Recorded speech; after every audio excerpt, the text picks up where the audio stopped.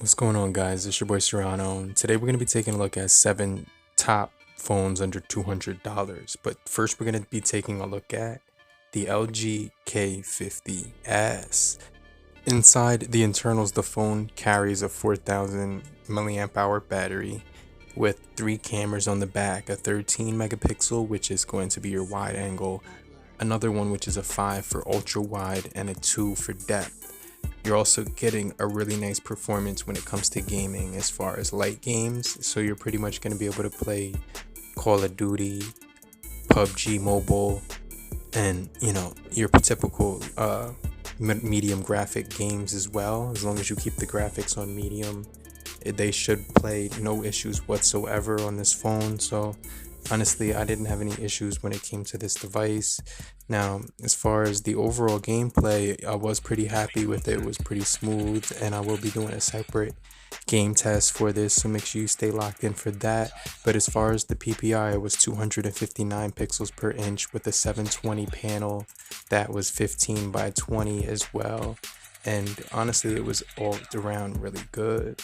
Now, this phone does have a micro USB at the bottom, but it does have a military grade standard protection when it comes to the all-around body.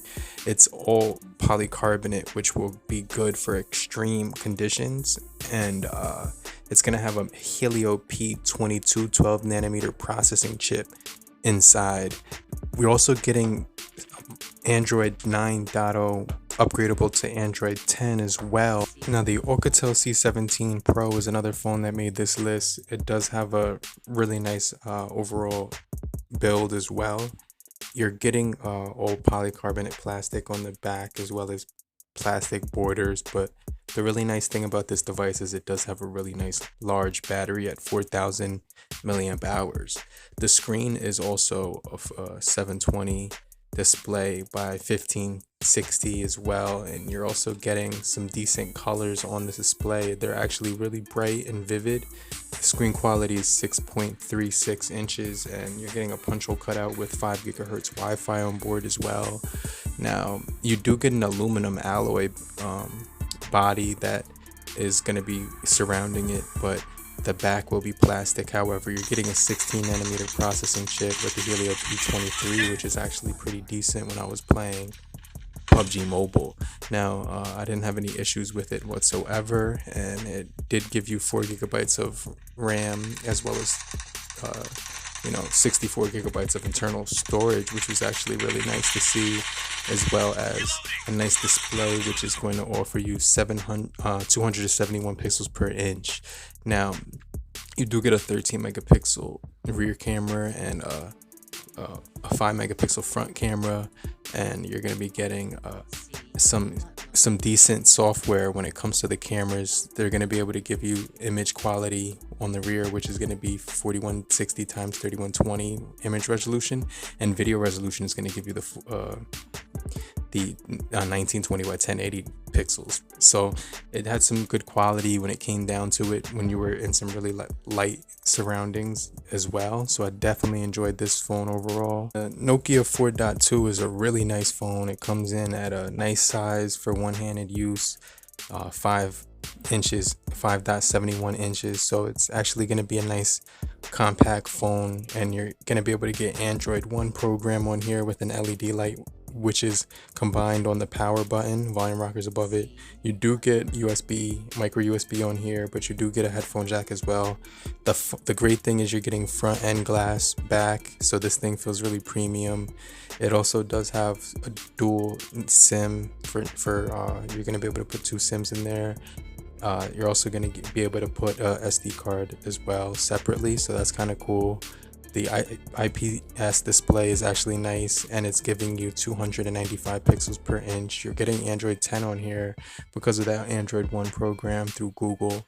So I think that's really cool. Now, this is a Qualcomm Snapdragon 439, which is actually pretty decent as well, and it's giving you some nice performance, just to say the least. Which you're also getting 13 megapixel camera as well as a 2 megapixel as well. So In addition to that, the front 8 megapixel camera is going to be pretty decent. So you're going to get some really nice photos from this phone. It's honestly going to give you a nice performance when it comes to the cameras and gaming as well. I was honestly surprised that this game was playing really smooth on the Snapdragon 435, which seemed to be really energy and power efficient. You're also getting a 3000 milliamp hour battery, as well as some really decent performance on here. So the screen was low res 720 display, and it wasn't the highest of quality, but definitely could do the job and everything. You get 295 pixels per inch on here, and like I said, you can shoot in RAW, so I think that's pretty cool that they give you that option.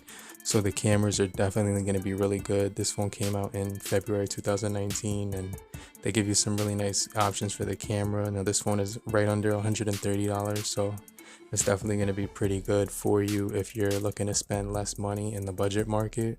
But I could definitely recommend the Nokia 4.2 because it has really good software updates, and you're also getting a fingerprint sensor. Now another phone that still continues to surprise me due to its performance is the Y7 2019 from Huawei. Now this has Google services on board. It does have a 14nm processing chip, a Snapdragon 450, the MUI 8.2. You're also getting a really nice polycarbonate back, which is all midnight black, and dual cameras, a 13 megapixel and a 2 megapixel on the rear. And you do get the option to get a USB micro USB for charging. Now you're getting all of the Huawei accoutrements. That another thing that I thought was really solid was the overall feel in the hand, and basically the performance, ease of use was really good. The user friendliness was really good as well. This phone had a really nice glass front, plastic back, plastic frame.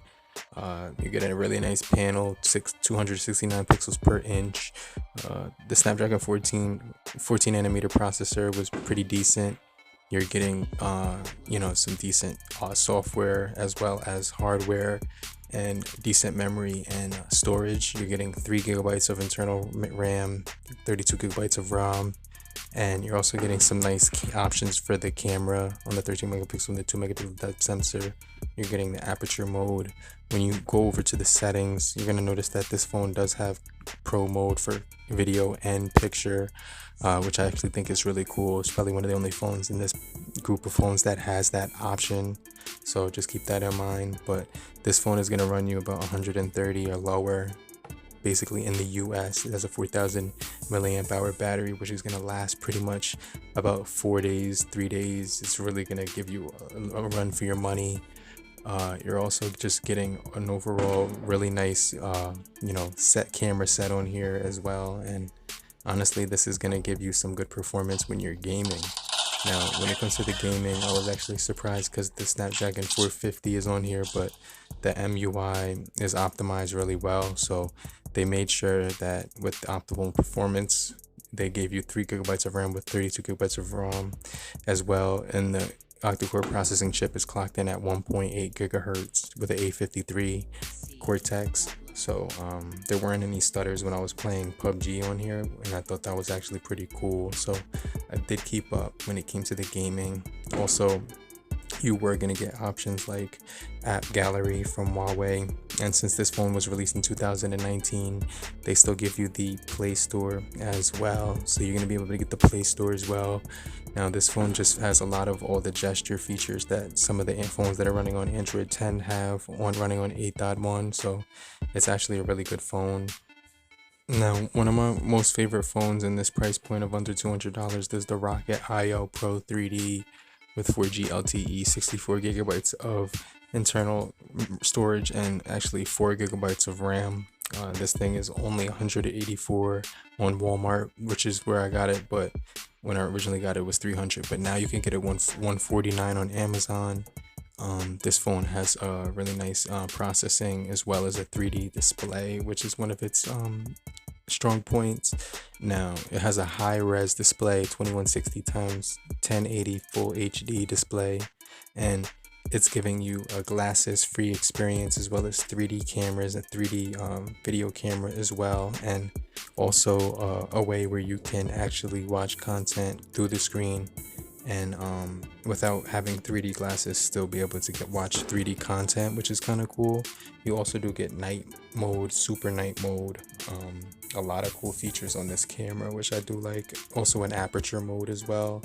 I think they call that the SLR mode, which is like a digital camera feature.